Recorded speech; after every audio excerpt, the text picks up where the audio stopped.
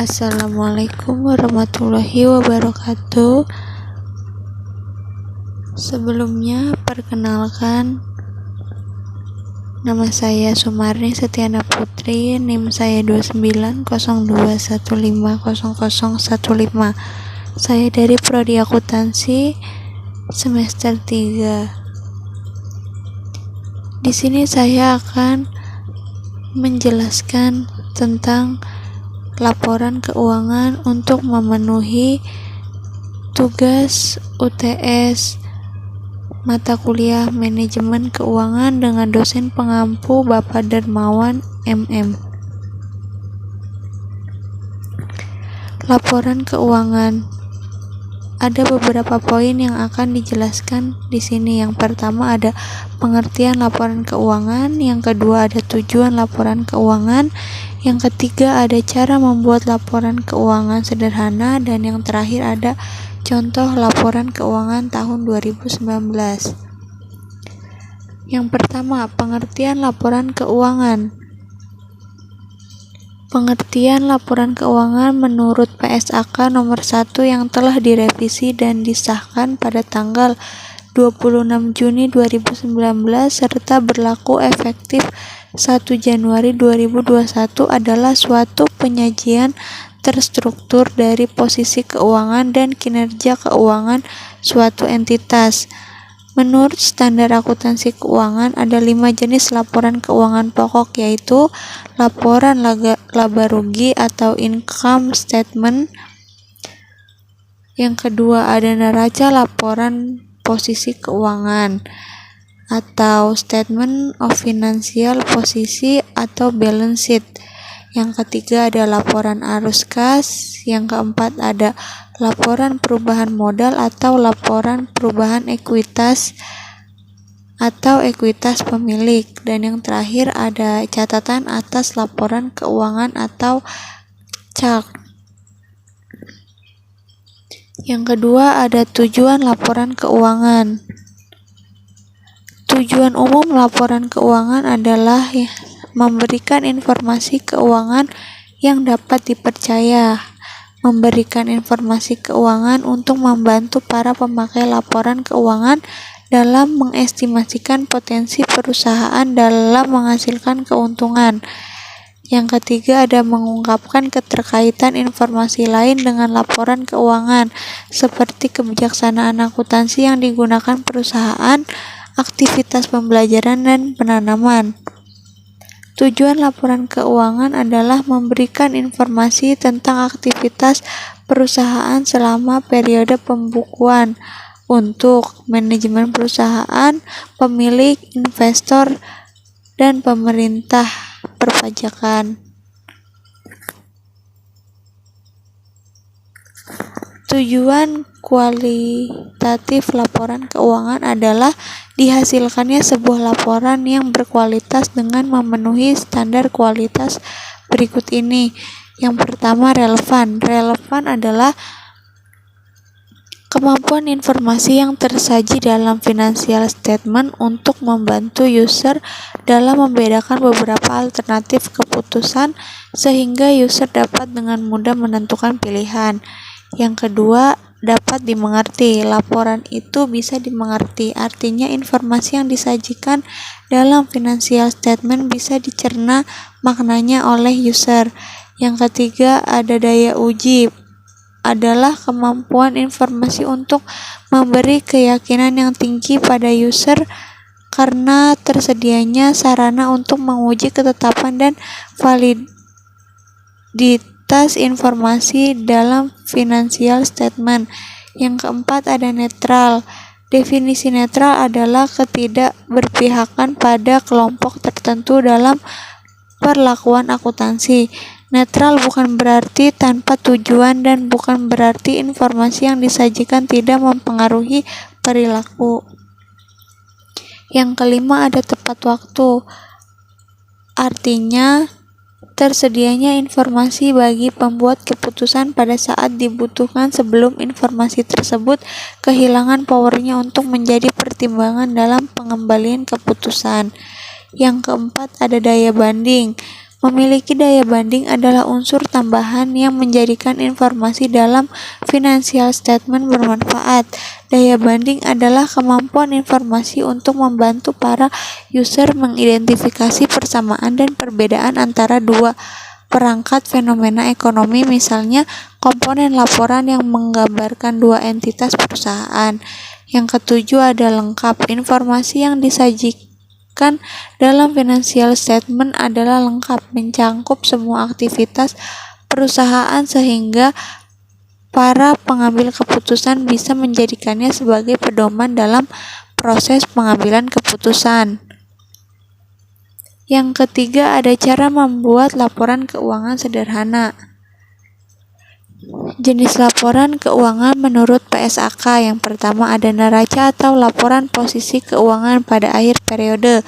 Yang kedua ada income statement atau laporan laba rugi komprehensif selama periode.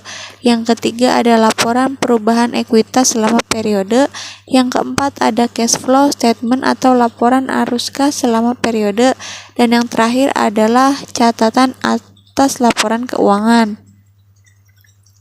Beberapa data yang perlu disiapkan untuk membuat laporan keuangan sederhana maupun kompleks antara lain: yang pertama, menyusun pencatatan data pengeluaran perusahaan. Semua data transaksi menyangkut pengeluaran perusahaan harus dicatat, baik yang nilainya kecil maupun besar. Misalnya, pembelian mesin produksi dan pembelian satu piece spidol untuk keperluan meeting. Yang kedua, ada menyusun pencatatan data dan penerimaan perusahaan. Ini adalah kebalikan dari poin 1, yaitu penerimaan yang diperoleh perusahaan dalam periode akuntansi. Misalnya, penerimaan dari penjualan produk senilai 1 miliar ataupun penerimaan bunga rekening bank perusahaan. Yang ketiga, ada mempersiapkan data perusahaan. Data persediaan disajikan di laporan neraca atau balance sheet, bagian aset bersama kas, piutang, dan jenis aktiva lainnya. Oleh karena itu, pengelolaan persediaan harus dilakukan dengan baik, antara lain memiliki metode yang tepat untuk menghitung dan mencatat persediaan. Yang keempat, menyusun data aset perusahaan. Perusahaan memiliki kekayaan berupa aset lancar atau current asset dan aset tetap atau fixed asset yang harus disajikan dalam laporan posisi keuangan pada sisi aktiva. Data apa saja yang perlu dipersiapkan untuk membuat balance sheet atau statement of financial posisi? Yang pertama ada nilai aset, yang kedua ada nilai penyusutan atau depresiasi aset, yang ketiga ada akumulasi penyusutan aset. Yang kelima, mempersiapkan data utang perusahaan. Utang adalah kewajiban perusahaan yang harus diselesaikan ketika jatuh tempo. Ada dua jenis utang, yaitu utang lancar dan utang jangka panjang. Yang keenam, ada mempersiapkan data piutang perusahaan. Selain data utang, data piutang perusahaan juga harus dikelola dengan baik agar tidak mengganggu operasi perusahaan. Nilai piutang yang besar akan mengganggu aktivitas perusahaan karena kas menurun sehingga kesulitan membayar biaya, dan sebab piutang usaha akan disajikan dalam neraca sisi aktiva. Laporan laba rugi, income statement atau laporan laba rugi adalah jenis laporan keuangan yang menyajikan pendapatan dan kos atau biaya. Selisih antara keduanya merupakan laba atau rugi perusahaan dalam suatu periode akuntansi. Perusahaan mendapatkan laba jika nilai selisih antara pendapatan dan kos adalah positif. Sebaliknya, jika nilai selisih tersebut negatif, berarti perusahaan mengalami kerugian. Neraca atau laporan posisi keuangan. Balance sheet atau neraca laporan posisi keuangan adalah jenis laporan keuangan yang menyajikan nilai aset, liabilitas, dan ekuitas perusahaan. Dalam menyajikan laporan ini, jumlah aset harus sama dengan jumlah liabilitas ditambah ekuitas.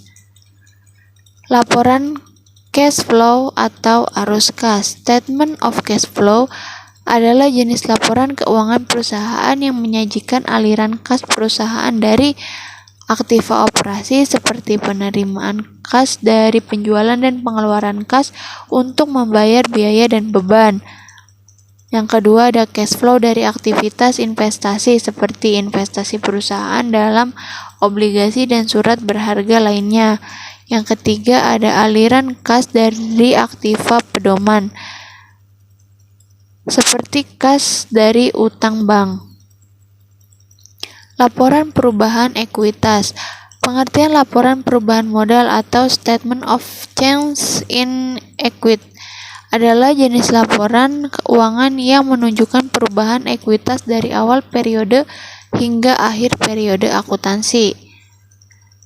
Catatan atas laporan keuangan adalah jenis laporan yang menyajikan informasi dasar tentang penyusunan statement of financial dan kebijakan akuntansi yang digunakan seperti pengukuran dan asumsi.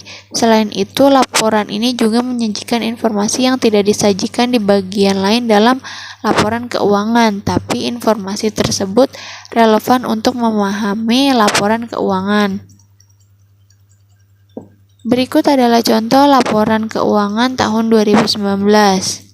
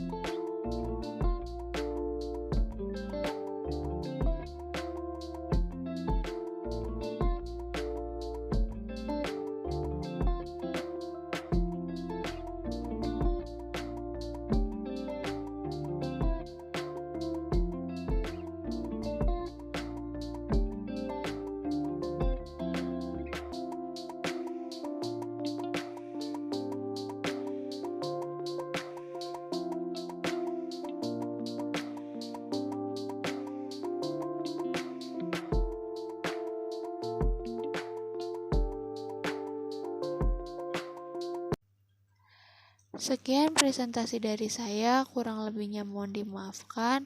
Saya akhiri, wassalamualaikum warahmatullahi wabarakatuh.